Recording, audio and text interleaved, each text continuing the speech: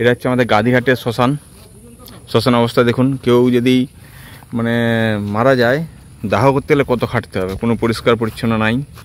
সামনে স্বাস্থ্যকেন্দ্র লেখা আছে, ঢিল ছোঁড়া দূরত্বে স্বাস্থ্যকেন্দ্র রয়েছে, তারই সাইডে এরকম অবস্থায় পড়ে আছে, বন হয়ে পড়ে আছে।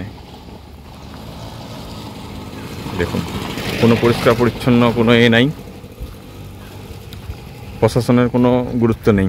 কেউ যদি মারা যায় দাহ করতে গেলে কী অবস্থা হবে দেখুন।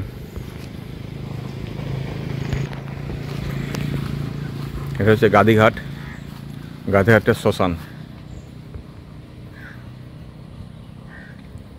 কী অবস্থা দেখুন, একদম রাস্তার ধারেই, স্বাস্থ্যকেন্দ্রের সাইডেই আছে।